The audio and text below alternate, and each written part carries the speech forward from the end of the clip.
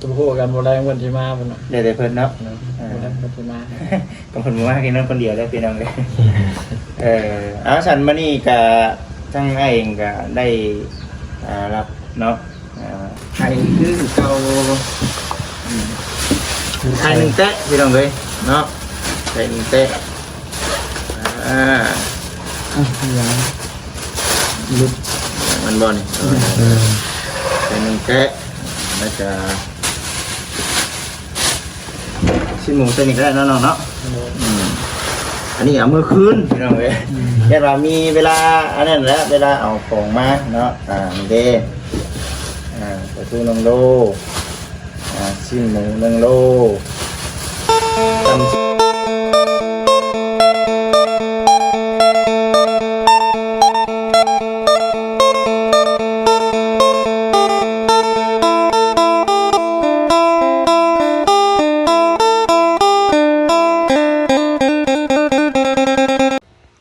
เลยพี่น้อง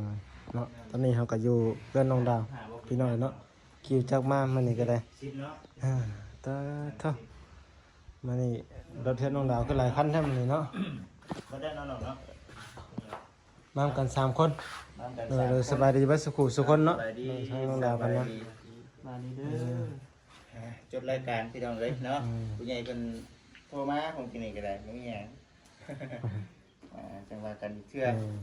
ฮ้อนเนาะฮ้อนเอาในเข้ามาคอนเสิร์ตกินนี่ไปเนาะเรื่องสุขภาพร่างกายเนาะมีคนมานอนนำก็ดีแล้วถือว่าใครแน่แล้วเนาะน้องดาวเจ้าว่าสิได้นอนผู้ใหญ่อีกบ่มาแดงนี่ตัวพวกกันโบราณวันที่มาเป็นเดี๋ยวเพิ่นเนาะโบราณวันที่มาก็คนมากินนั่นคนเดียวได้พี่น้องเลยเอาฉันมานี่กับทั้งไอ้เองก็ได้รับเนาะหน้าที่เป็นสะพานบุญที่ว่าทั้งKCเพิ่นได้อุดหนุนนั่นพี่น้องเลยนี่เอาครับมาในไทยเนาะไทยคือเก่าไทย1 เตะพี่น้องเลยเนาะไทย1 เตะอย่างลุดมันบอลนี่ไทย1 เตะแล้วจะชิ้นหมูเส้นนี้ก็ได้เนาะเนาะอันนี้เอามือคืนพี่น้องเลยแค่เรามีเวลาอันนั้นแหละเวลาเอาของมาเนาะนี่เด้ปลาทู1 โลชิ้นหมู1 โลตำสิกินตากไว้เด้อตากไว้เดี๋ยวสีข้าวๆเล่นสักหน่อยนี่แล้วก็อันนี้ได้กินขนมว่าเสียวยูโรมาแบบผมบอจิตได้เก๊ะแล้วนะก็ได้ว่าเอาลงหน้าเสียวคน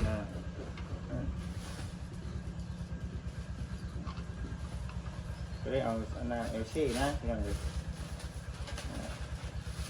เป็นแอปนี่ก็โอเคเลยเนาะนี่ก็เนาะนี่ก็ได้แล้วมีเป๊ปซี่ใส่เย็นน้ำแน่พี่น้องเลยนี่เด้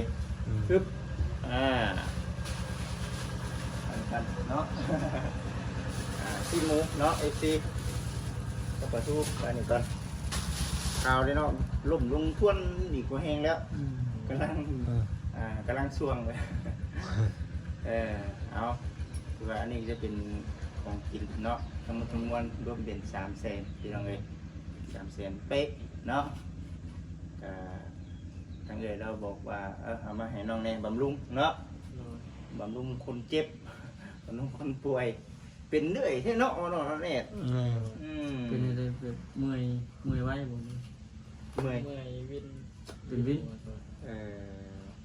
เป็นวินเนาะแดดที่ยังนั่นเลยเนาะแดดที่แรงไปอาชีพจากบ้านกันอย่างร่มฮ้อนเนาะฉันมีแต่คอยอย่างนี้ระมัดระวังเนาะเวลาหาลูกนี่เวลาหาลูกนี่ระวังไว้ยันลูกแห้งเนาะลูกแห้งลมท่วนนั่นแหละเคยมีได้คือขนาดว่าเขาหนามืดคือบริจิตเองก็เคยแต่ว่าโมเมนต์ว่าเป็นวินแบบนั้นได้แบบคือเขาอยู่ดีๆเขาลุกนะวูบว่าได้ก็เซ่แล้วป่าน อันนั้นก็เอิ้นว่าอีหยังน่ะอาการหยังอันนั้นเนาะอันนี้เป็นตั้งแต่ใดมาแล้วอันนี้แม่นบ่ โดย อาการหน้ามืดหน้ามัว มืดตามูก พักผ่อนบ่เพียงพอ แม่น อันนี้ ไปเรียกเห็นดิ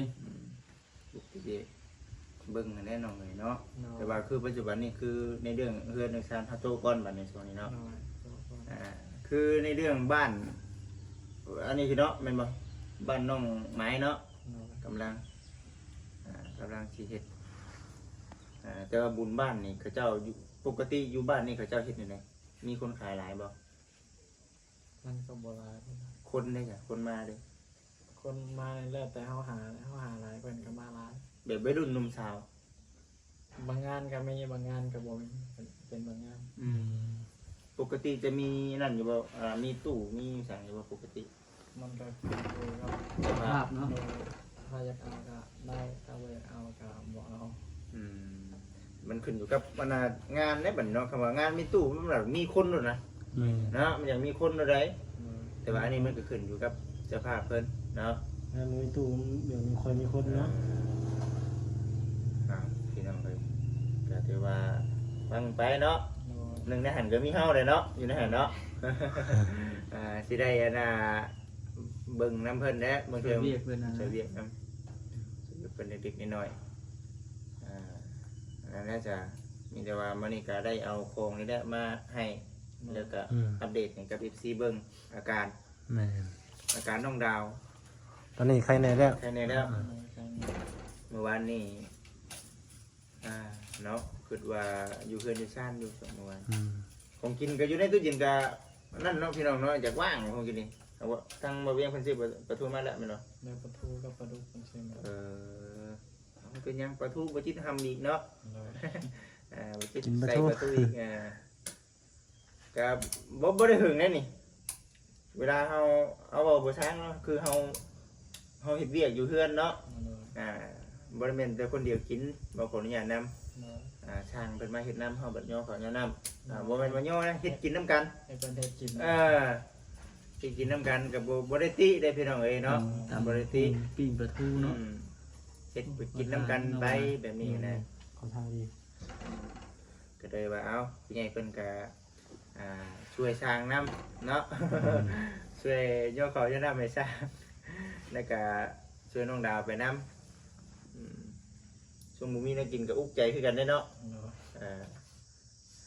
ถือว่าบ่เฮิงดอกเนาะของเพิ่นเพราะว่าหมูโดเดียวหนึงเด้แล้วก็ปลาทู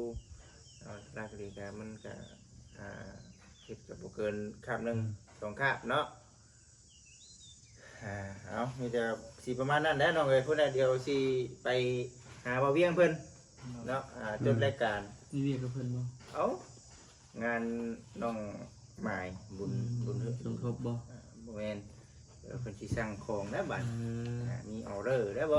เอาเลยเอาติ เอาเลิกเข้าบ่จิตเองก็สิได้เอาของมาได้บ่สั่งนั่นสั่งนี่น้ำแน่บ่จิตเองก็สิได้เต้นไปชื่อมาไว้ยันมันบ่มีได้เนาะ เพื่อหาเพื่อจดเนาะบางทีบ่มีเนาะ คือบางทีแล้วนี่ผักกระดำบ่จิตเอาไปบ่ทันก็จะเอาไป เบิด มันเบิดได้กันเฮาต้องหานั่นเนิ่นไว้เด้สั่งก็จะไว้รถเนาะมันจังได๋ก็สิประมาณนี้แหละเด้อน้องเด้อมีแต่รักษาสุขภาพเจ้าของนั่นแหละจะเจ็บเป็นเรื่อยร้ายเห็นว่ากันได้เนาะFC มันจะเป็นห่วงเนาะ ข่อยก็บ่อยากเป็นนะว่าซั่นแน่เนาะเอาเป็นมันทั้งเป็น ไม่อยากเป็นเนาะ เนาะ อ๋อเนี่ยปีนี้เป็นจังคือเรากิน หลายเพียง หลายเทื่อเลยเนาะคิดว่าก็ยากเนาะ แม่ เพราะว่านะเนาะบ่อยากให้มันเป็นได้พี่น้องเอ้ยถ้ามันเป็นอันนึงคือเงินคำกำแก้วเฮา เดี๋ยวนี้เจอลา โอ้แน่นอนตัวนี้ต้องได้เสียเงินแน่นอนเสียเวลาพร้อมเนาะเจ็บเอานี่มากินหันกินนี่ก็บ่แซ่บบ่นัวเข้าไปอีกเนาะ แม่ ไปหันไปนี่ก็บ่ม่วนอีกบัดนี้ร่างกายมันนั่นน่ะเด้เอามีแต่พักผ่อนสู้ๆเนาะสิกินเองได้อยู่บ่นี่ ได้ หรือว่ามื้อนี้ช่างๆเพิ่นเอ้ยเพิ่นสิมากินน้ำนี่บ่ได้ว่าสิไปกิน โอ้ยังบ่เห็นเพิ่นมา ยังบ่ โดย เออแสดงว่าคือตัวนี้ได้โจะข้างในเนาะโจะก่อน โดย อืมโจะหยุดก่อนสิกะรุ่นไปเนาะเป็นยังเนาะเป็นยังไงเนาะให้ไปจิกเข้ามาเรื่อยแน่เพราะสินโฆษณาเขาหลายๆเนาะเขามาบ่ได้ FC ทั้งน้องดาวเพิ่นบ่ได้ขามโฆษณาเด้เบาคำเบาเชียงนาเด้เนาะ แม่ เออต้องมา บ่ย่อง FC ก่อนเด้อเนาะย่องไปนำนั่นแหละพี่น้องว่าย่องกันไปไปซะน้องเอาขอบคุณทางเอื้อยเพิ่นเด้อซื้อของอยู่ของกินมาให้มื้อนี้ก็ได้เนาะก็ขอบคุณเด้อทางแม่ที่ชื่อแนวอยู่ในกินหายขอให้ทางแม่ทางพ่อเจริญในการที่การงานทางแม่โลกนี้ขอให้กลับคืนหาแม่และเท่ากันได้ซะ ถูกนะ ทางบ่จิตเด้อที่นำสิ่งของมาให้ทุกทีมงานของบ่จิตและไปใส่มาใส่ขอให้อายเดินทางปลอดภัยเด้อซ่า สาธุ บ่จิตก็ยิ้มอยู่แล้วบ่จิตเนาะซื้อของอยู่ห้านบ่จิตบัดซื้อขนมบ่เนาะ คนหนุนอยู่ห้านบัดนี้ก็ได้มาสามบ่คำได้บ่สิเจ้าคุยกันโดดได้ที่กัน นะนั่นสิอันนั้นบ่มีที่เก็บไว้แล้วเนาะเก็บไว้เบิ่งๆมาอ่ะเดี๋ยวมันสิพาไปเก็บให้ไปเบิ่งดูมีหยังแน่ตัวนี้เฮ็ดได้เอาไปใส่ตู้เย็นหรือว่านั่นเนาะ น่าจะใช่ครับ ใส่บ่แต่ตัวนี้บ่เด้อตัวนี้เนาะ เขาต้นแสง อันที่นี่ได้ พี่น้องเนาะทางวันน่ะเองจะแวะเวียนกันเข้ามาทางน้องดาวเพิ่นคือเก่าคือเดิมเนาะพี่น้องเนาะแต่ละมื้อแต่ละวันพี่น้องเลยเบิด ตัวเพิ่นน้องดาวนี่ถือว่าโจ๊ะพี่น้องเนาะบ่ได้ไปบ่ได้เฮ็ดหยังนี่ทางสร้างเพิ่นบ่ได้มาว่าซั่นจังได๋ก็ติดตามเบิ่งนํกันเนาะพี่น้องเนาะว่าเป็นจังได๋ตอนนี้อาการน้องดาวเพิ่นก็ใครแน่แล้วพี่น้องเอ้ยเนาะมื้อนี้ทางบ้านนายเองก็มากับทีมงานพี่น้องบ่าวจิตบ่าวคำเนาะพี่น้องเนาะมีทางผู้รักผู้ใหญ่เพิ่นมอบหมายทางบ่าวจิตเพิ่นมาเป็นสะพานบุญให้ซื้อน้ำอยู่น้ำกินจังได๋ก็ขอบคุณทางผู้ใหญ่เด้อพี่น้องเด้อเนาะพี่น้องเอ้ยนี่แหละตอนนี้ก็ได้ถือว่าติดตากระโดเรียบร้อยเหลือน้องดาวเนาะตอนนี้งานเพิ่นก็ยังเหลือแต่ห้องน้ำพี่น้องเอ้ยเนาะห้องน้ำแล้วก็เฮ็ดเตากระเทิบเรือนครัวพี่น้องเนาะจุแนวอยู่ในกินว่าซั่นนี่บ่เพิ่นจุไผก็ได้มันบ่มีหลังคาพี่น้องเอ้ยเนาะนี่สิเป็นแบบนี้เวียกงานเพิ่นยังข้างคาพี่น้องเอ้ยเนาะนี่แหละพี่น้องเอ้ยเราติดตามเบิ่งน้ำกันเนาะพี่น้องเนาะเดี๋ยวทางมานะเองเพิ่นละสิพาเลาะไปเบิ่งทางเพื่อนน้องสายดาฮะ จะจุ่มนั้นเลย ฮ้อนเลย จุ่มหัวคนเดียว ฮ้อนมันฮ้อนเลยข่อยสิเมื่อแล้วนี่ฮ้อนเลย ฮะ ฮ้อนเลย ห่อนแห้งวะ แม่นฮ้อนแฮงลงวัดเมื่อคืนเช้านี่ฮ้อนแฮง ลงวัดในห่อนโน่ดิ ลงวัดน่ะฮ้อน เกิน ไปเดี๋ยวไปหาทางน้องจ้อยเพิ่นก่อน ป้านี่ ไปแล้วคือก็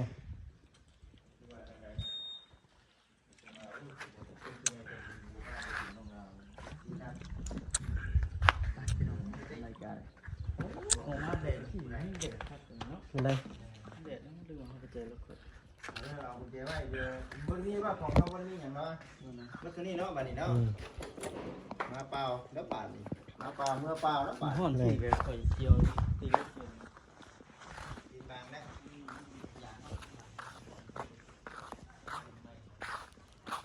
ฮ้อนเสียงเนาะ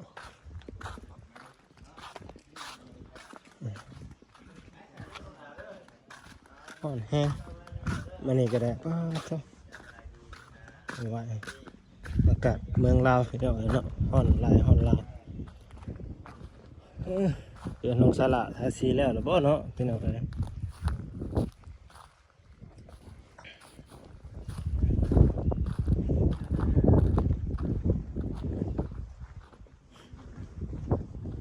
ไปเจาะเบิ่งก่อนพี่น้องเนาะแล้วก็บอกเพื่อนน้องสาระวันนี้ตกใจทาสีข้างในจะมี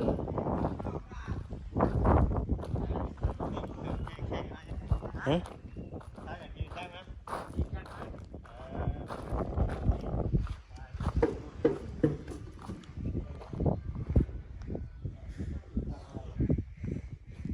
ยังในพี่น้องเนาะ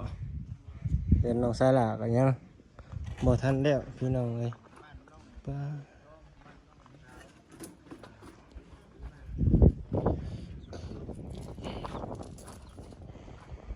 เฮ็ดเวียกยังน้องสะท้องมื้อนี้เล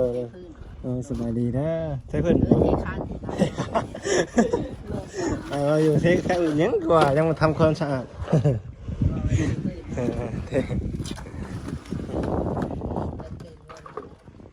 ทีคานเนาะคานเถอะ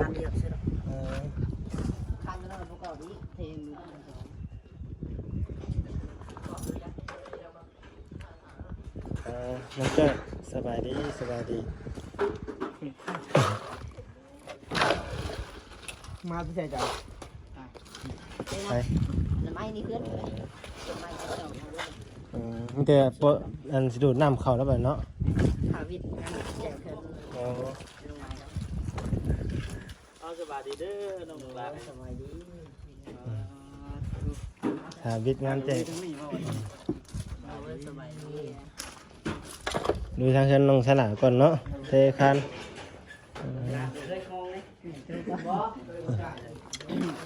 ขาเนี่ยนั่นแหละมันมาทันบ่มขึ้นแล้ว นี่ที่คานที่นี่วันนี้ดิ ที่ถึงไปยังห้องเมาส์มันบอกก็มีที่ได้ทำให้เขาเป็น เข้ามาข้างในพี่เย็นเลยนะ เย็นบ่ คาเฟ่ ดูเหมือนเนาะเทคานก็จะใส่ช่องลมนั่นนี่เนาะ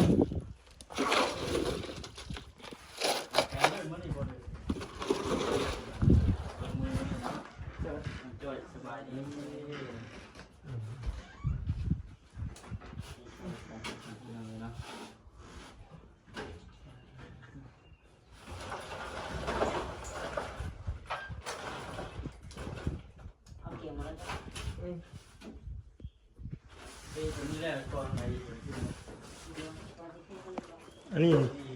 แห้งนั่นเลยเนาะทานของน้ำเลย